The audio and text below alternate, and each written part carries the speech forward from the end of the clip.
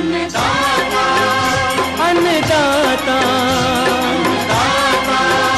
अन्नदाता, नीत तुम्हारा अन्नदाता, पग पग पर है संग तुम्हारे अन्नदाता, लहू किसानों का बन के पसीना सींचता है धरती का सीना, मेहनत का तेरी हक दिलवाने, नई तकनीक नई खोज बताने, पशुधन को गुणवान बनाना, पौध सुरक्षा को सिखलाना, खेती के सब गुर समझाने, भारत का सरताज बनाने, आठों पहर है संग तुम्हारे अन्नदाता,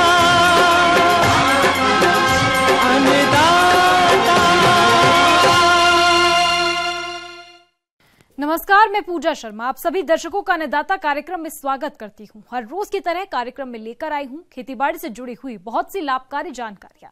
तो चलिए सबसे पहले देखते हैं क्या है विशेष आज के कार्यक्रम में। गेंदा की तैयार पौध की वैज्ञानिक तकनीक से रोपाई विधि पर जानकारी। केला की अच्छी उपज लेने के लिए रोपाई के समय अपनाई जाने वाली तकनीकी बातें। पान बरेजों में लगने वाले हानिकारक कीट और रोगों की रोकथाम।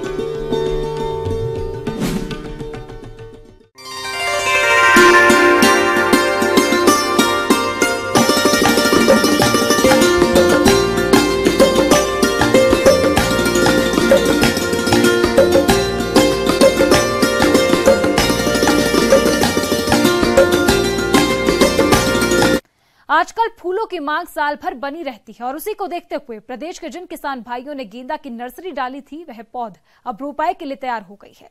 लेकिन इसकी फसल से वही किसान भाई फूलों की अधिक पैदावार प्राप्त कर सकते हैं जो इसकी रोपाई वैज्ञानिक तरीके से करेंगे।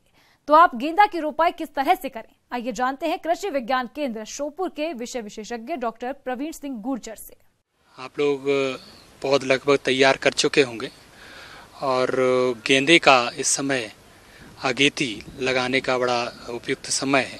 तो जब भी आप पौधशाला से पौधे निकालें उससे पहले आप लगभग 2 या 3 दिन पानी न दें, जिससे कि वो कठोर पौधे हो जाएंगे और जब हम दूसरे वातावरण में या दूसरी जगह लगाएंगे तो उनकी मरने की संभावना वो कम होगी, जिस प्रक्रिया को हम हार्डनिंग कहते हैं। गेंदा की खेती से अधिक फूलों की संख्या मिले, इसके लिए इसकी उन्नतशील प्रजातियों का चयन करना बेहद जरूरी है।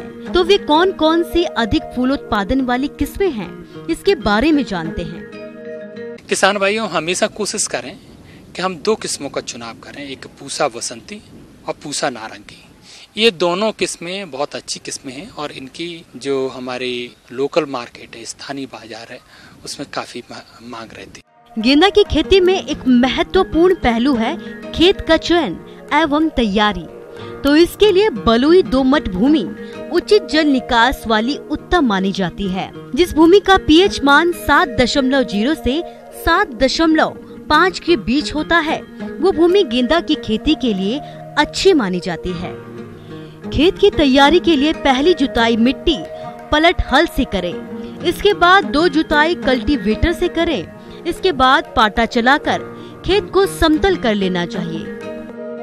रोपाई करने से पहले खेत की तैयारी करना बहुत आवश्यक है और खेत की तैयारी के लिए इस बात का ध्यान रखना है, जब खेत की हम आखिरी जुताई करते हैं या आखिरी तैयारी करते हैं उसके लगभग 15-20 दिन पहले आप सड़ी हुई गोबर की खाद जरूर डालें, जिससे कि आने वाले समय में हमारे इन पौधों को सभी पोषक तत्व प्राप्त होते रहेंगे।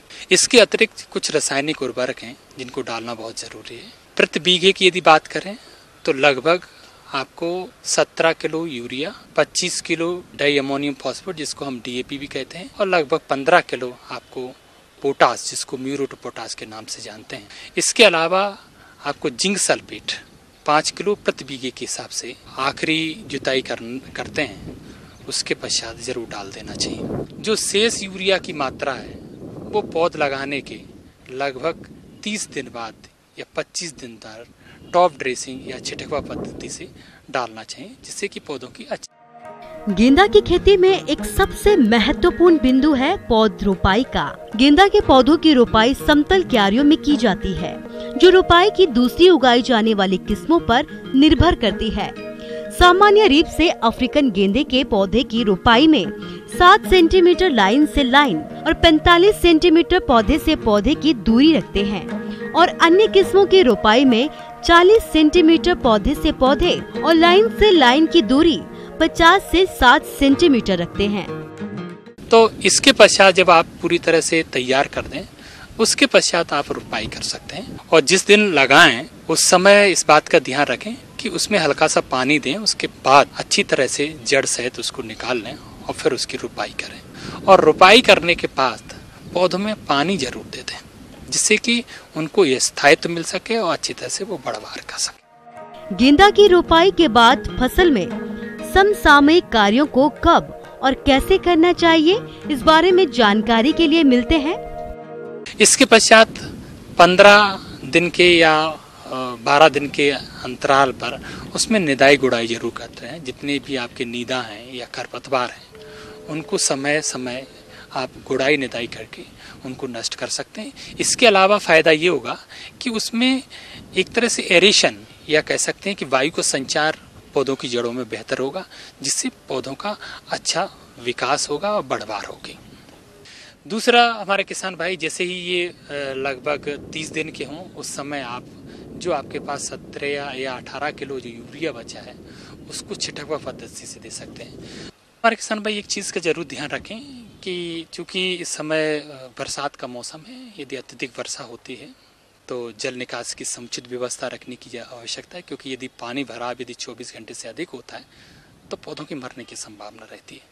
और जैसे ही आपका बरसात का समय समाप्त होगा, सीजन समाप्त होगा, उसके पश्चात आपको इस बात का ध्यान देना है कि लगभग 15 दिन के या 20 दिन के अंतराल पर जैसा भी आपको लगे, आपको हल्की सिंचाई करते रहना चाहिए। क्योंकि यदि पुष्पन अवस्था में यदि हम सिंचाई की कमी रह जाती है तो आपकी पुष्पों का समुचित विकास नहीं होगा और अच्छी गुणवत्ता के पुष्प प्राप्त नहीं होंगे। तो इस बात का हमारे किसान भाई विशेष रूप से ध्यान रखें। इस बात का भी हमारे किसान भाई ध्यान रखें कि जब भी आपको ऐसा लगे कि पौधे नीचे गिरने वाले हैं या उनकी बढ़वार ज़्यादा हो गई, तो स्टैकिंग जरूर करें, उनको सहारा जरूर प्रदान करें। सहारा प्रदान करने से फ़ायदा ये होगा कि आपको जो पुष्प होंगे वो अच्छी क्वालिटी, अच्छी गुणवत्ता के प्राप्त होंगे और उनकी जो जीवन क्षमता होगी या जो फ्रेश रहने की जो सेल्फ लाइफ है वो बढ़ जाएगी। रूप से ध्यान रखें कि अत्यधिक वर्षा की अवस्था में निकासी की एक उपयुक्त व्यवस्था करें और पानी न बरसे तो हल्की सिंचाई जरूर दें। बढ़ते हैं अगली प्रस्तुति की ओर।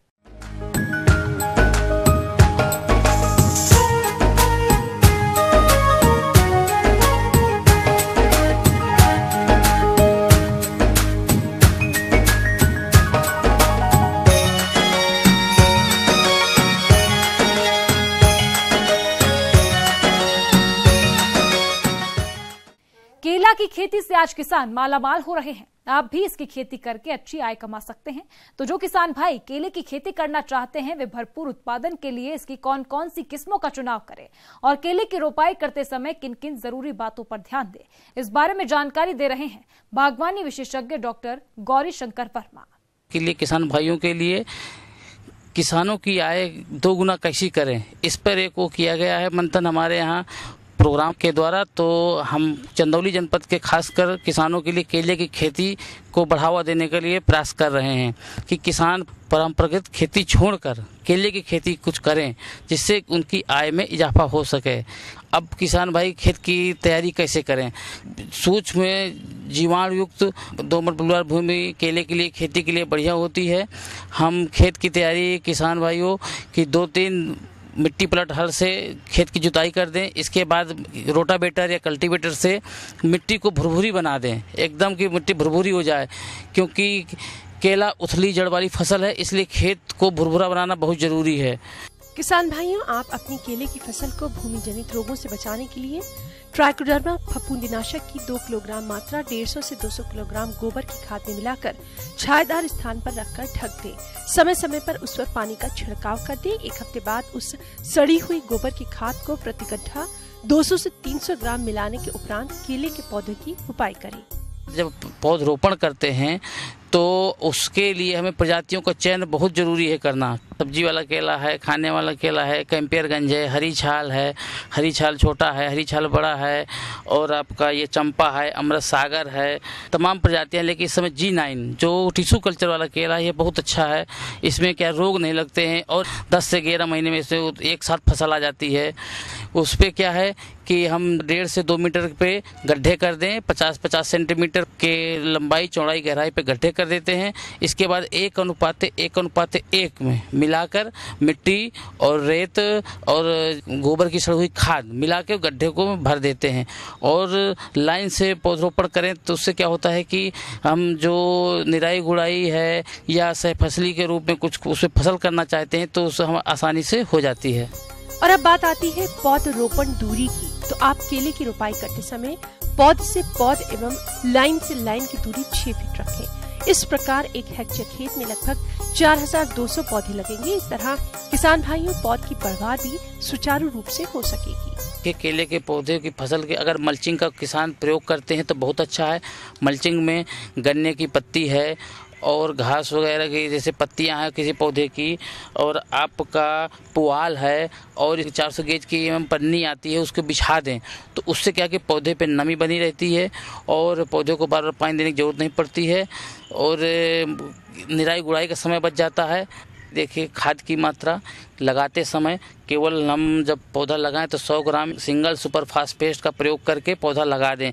इसके बाद 30 दिन बाद हम लोग उसमें यूरिया की 25 ग्राम मात्रा, सिंगल सुपर फास्फेट 100 ग्राम मात्रा और म्यूरेट ऑफ पोटाश की 50 ग्राम मात्रा प्रति पौधे के हिसाब से देते हैं। और जब फूल लगने लगे तो यूरिया 100 ग्राम और पोटाश की 100 ग्राम मात्रा प्रति पौधे के हिसाब से देते हैं, जिससे उत्पादन अच्छा होता है। और निराई गुड़ाई केले की खेती में उथली जड़ वाली फसल होती है तो इसलिए हर महीने इसकी निराई गुड़ाई ज़रूरी है और हर 2 महीने में इस पर मिट्टी चढ़ाते रहें, क्योंकि केला एक कमज़ोर फसल होती है, तेज़ आंधी वगैरह से गिरने का डर रहता है। जब फल लगता है तो हमें सहारा दे के बांस बल्ली का या लकड़ी का या तो फिर तार का या फिर रस्सी के सहारे बांध देते हैं दूसरे पौधों को, जिससे पौधे वजन की वजह से गिरते नहीं हैं। पौधे की सिंचाई के लिए ठंडी पे आप इसको 10 से 15 दिन के अंतराल पे सिंचाई कर दें, गर्मी में 5 से 7 दिन के अंतराल पे। पूरे केले की फसल में आपको 30 से 40 दिन मतलब सिंचाई करने की आवश्यकता पड़ती है। अब रुक करते हैं अगली कड़ी की ओर।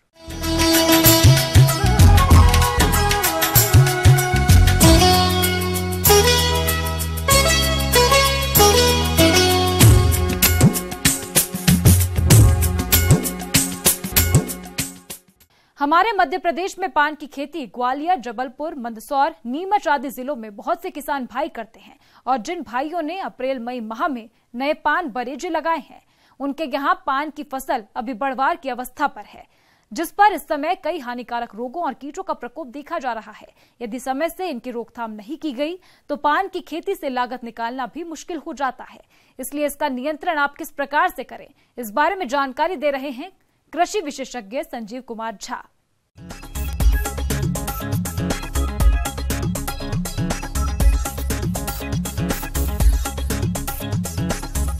ये पान का ऐसा समय है पान की खेती करने वाले किसानों के लिए जहां इनके पौधशाला का प्रबंधन बहुत ही आवश्यक होता है। एक आध महीना पहले बरसात की शुरुआत में वो अपनी पुरानी बेलों में से ऊपर के 2-3 मीटर तोड़कर नई बेलों के रूप में, नई पौधशाला के रूप में उन्होंने लगा दिया होगा।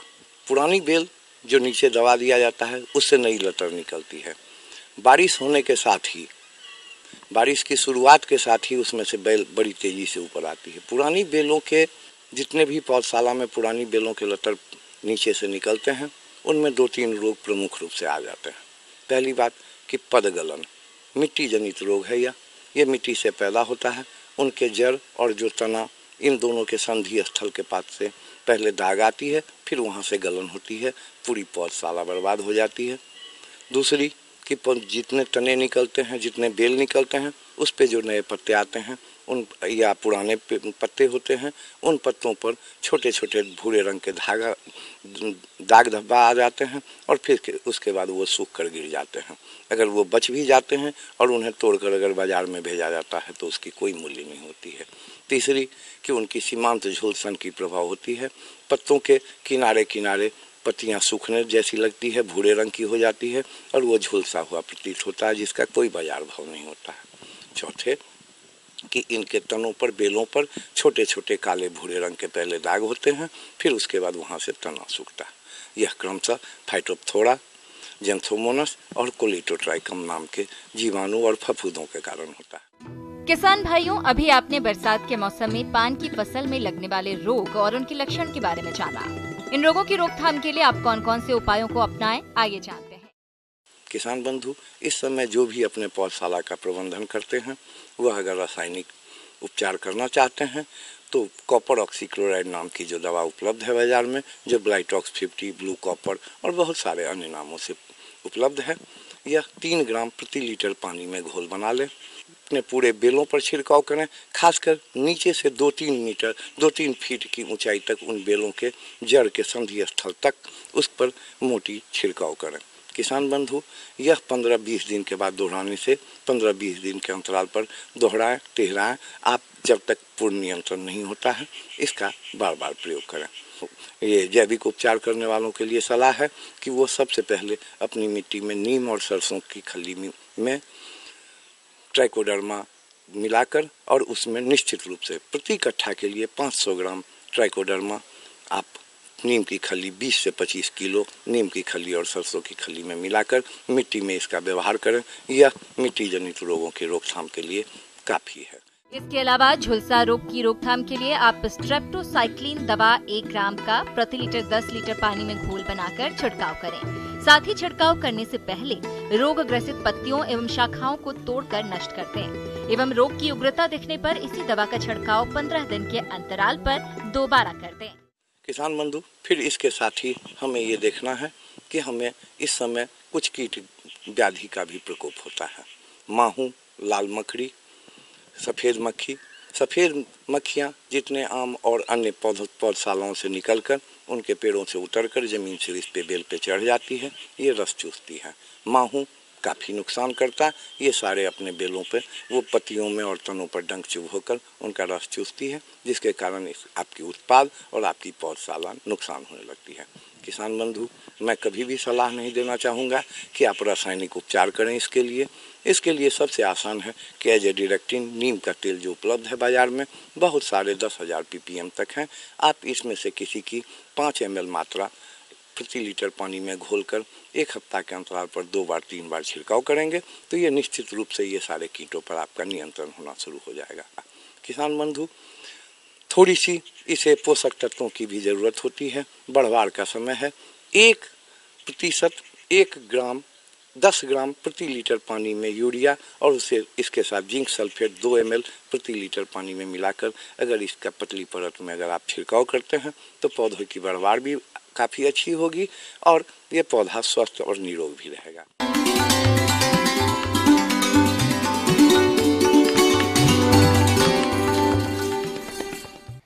जॉन डियर अन्नदाता हेल्पलाइन निशुल्क फोन संपर्क सेवा के माध्यम से आपके द्वारा पूछे गए प्रश्नों में से 1 या 2 महत्वपूर्ण प्रश्न को हम अपने कार्यक्रम में शामिल करते हैं। इसी के तहत आज का चयनित प्रश्न और उसका जवाब इस प्रकार है। अन्नदाता कार्यक्रम में आज जो प्रश्न हमने शामिल किया है उसे पूछा है गांव आमगांव जिला नरसिंहपुर से जीवन लाल जी ने। आप अनाज वाली फसलों में टिड्डा कीट की रोकथाम पर जानकारी चाहते हैं तो जीवन लाल जी आपकी जानकारी के लिए देखिए कार्यक्रम का यह अंश। खरीफ फसलों में मुख्यतः बाजरे की फसल ली जाती है चारे के लिए, क्योंकि यहाँ पे किसान लोग 60% खेती पे निर्भर है। खेती के साथ साथ वो पशुपालन भी करते हैं, इसलिए उनको चारे की बहुत ज़्यादा आवश्यकता होती है। पशुपालन में 70% खर्च चारे पे ही होता है। तो खरीफ फसलों में मुख्यतः चारे के लिए बाजरे की फसल ली जाती है, और बाजरे की फसल में सबसे जो हानिकारक कीट है वो फड़का कीट है, और ये कीट मुख्यतः सभी खरीफ फसलों को नुकसान पहुंचाता है, जैसे बाजरा है, ज्वार है, मक्का है। अगर इसका समय पर नियंत्रण नहीं किया जाए तो पूरी फसल को ये चौपट कर देता है। किसान भाइयों, जैसा कि वर्तमान में खरीफ फसलों बाजरा, मक्का, ज्वार इत्यादि में फड़का कीट का प्रकोप मुख्य रूप से देखा जा रहा है, और यदि इस कीट का प्रारंभिक अवस्था में ही नियंत्रण नहीं किया गया तो ये संपूर्ण फसल को खाकर नष्ट कर देते हैं तथा कभी कभी तो फसल के ठंठल ही शेष बचते हैं। ऐसी फसल से किसानों को क्या उत्पादन मिलेगा, इसका अंदाजा आप स्वयं लगा सकते हैं। दूसरी चीज, ये कीट अपनी प्रकाश की ओर आकर्षित होता है, इसलिए यांत्रिक तरीके से जैसे शाम के समय में प्रकाश प्रपंच किसान भाई लोग अपने खेत में अगर लाइट की सुविधा है तो बल्ब लगा के, अगर लाइट जहाँ नहीं है वो लालटेन जला के इस कीट को आकर्षित कर सकते हैं। और नीचे फिर केरोसिन तेल रखा जाता है जिसमें ये कीट लाइट की तरफ आकर्षित होता है, तो लाइट से टकरा के नीचे गिर के मर जाता है।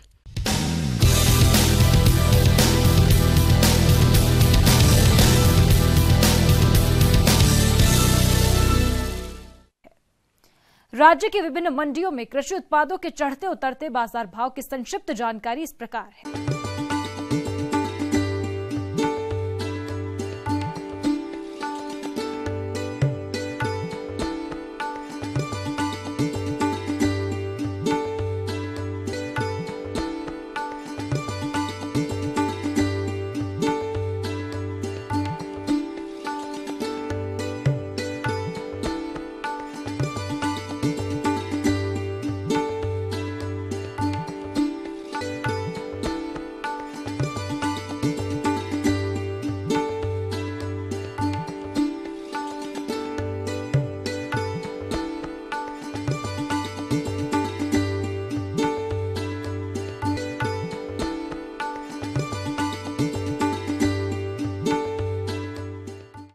अब आइए देखते हैं कल दिखाए जाने वाले कार्यक्रम की मुख्य झलकियां।